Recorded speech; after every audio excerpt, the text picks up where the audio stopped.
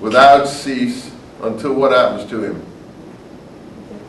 He's hit on the head with a missile from Roman siege engine, and he says, and now I'm killed too. And Josephus makes a little joke saying he was never wrong in any of his prophecies. But, you know, Jesus Benanias says, you know, when Jesus in Scripture goes up to the temple, he predicts its fall. So we have a kind of similarity of themes there of Jesus, but, you know, Jesus is going up to the temple like 40 years before, according to, if you can date him, and no one really has succeeded in giving a date that everyone accepts for Jesus' ministry as such. So this would be something that would be argued, of course. Still, it's a good 40 years. You know, it would be like someone in 1960 telling us that Baghdad was going to fall. Those kind of predictions 40 years earlier are not something that are simple to do. And I'm not totally convinced that we don't have a retrospective reading back into another person's activities of a later Jesus into an earlier Jesus. But we get similarities of that kind. You know, when we said Jerusalem fell because of the death of James, yeah, I think that's what the believers thought. But did the really believers in 70 AD think that Jerusalem fell because of the death of Jesus 40 years before? Do we think that America is having problems with France now because of the assassination of John F. Kennedy? You see, history doesn't work that way. I know you say, well, our Jesus was so important that it does, but maybe it does. You have to decide that. But in any case, there are some real prophets. I think you'll find that this Agabus is a compendium of these people. That this Ananias character, who is Paul's companion, remember, in Damascus, also the intermediary in the Agabus correspondence, you're getting a lot of convergence of themes. Also the person involved in the first conversion of Queen Helen, whose conversion is overridden by a Galilean teacher called Eliezer in Josephus, who wants circumcision. And of course then there's whole, in Galatians, Paul attack on those who are forcing circumcision on you. And then we get the theme of James being of the circumcision. So we have all these themes converging. You say, well, so what? So what? Well, okay, if you think this history is sufficient, forget it. Just follow this. But if you like to go deeper, then try to start putting all those themes. So, I think the Agabus character, pardon me, I caught this cold walking along this slimy river in San Antonio. It's called Riverwalk, but it looks like something where someone could get bilharzius or something, like like some swamp. I was surprised that no alligators were swimming in it to eat the people who fell off the walk. How many have been to San Antonio? It's like this swampy little river walk, and it was raining, and anyway, this is the result. You're looking at it, so that was cute, but obviously, I don't think Davy Crockett and Jim Bowie fought for the Riverwalk restaurant,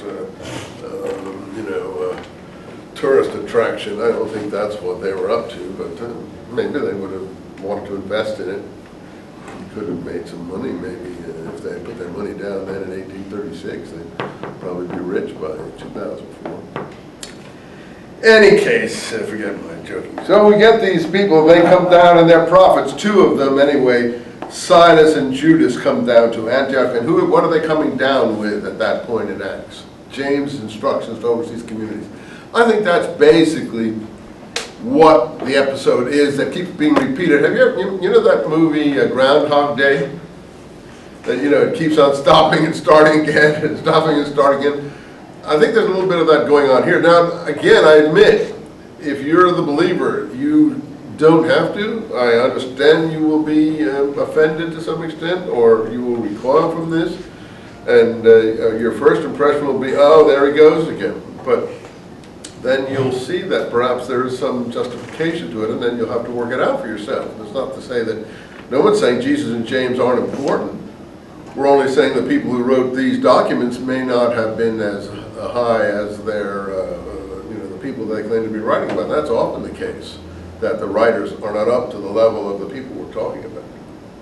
Because I would give James the highest rating, and if Jesus and James are similar, I'd give them both the highest rating. So I don't think the fact that we maybe have some problem with the portrayal isn't their fault. It's the portrayer's fault. And you know I don't give Paul very high marks. But that's a matter of taste. If you're a Paul person, boy, you can have them. I'm not going to argue on that point, because I'm for righteousness, and I think James is certainly, we would all agree, is a righteous person. Yeah. What if you believe that Jesus was actually for the Jewish and for the Gentiles? Then you would see Paul in a different light, right? No, because for me, and we'll have another discussion maybe we have to have in the office, because it's too long a discussion, but no, because the way the games he plays, the gamesmanship he plays with his arguments, I think are, beyond the pale. Forget the Gentile mission, fair enough. I think there was a Gentile mission.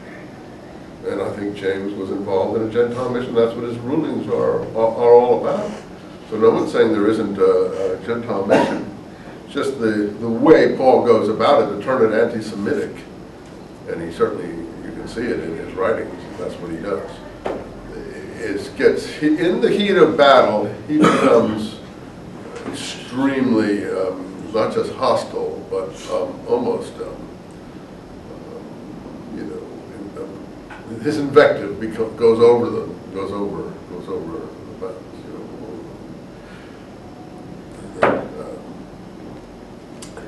Look, I might like Lenin, and Lenin's program might have been something like Stalin's, but I don't like Stalin, if I'm a communist. You see what I'm trying to say?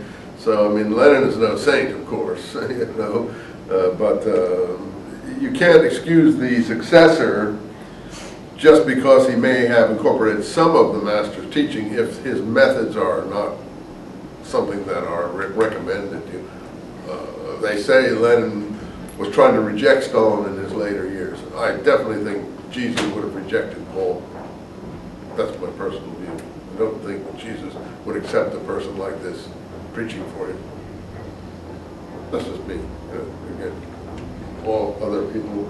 And I think there's a lot of gays and others, lesbians, and people who agree with me at least a bit on that. But if you go deeper into it, I don't think Paul is adding anything to the Jesus teaching that I would consider to be necessary. Anyway, forget all that.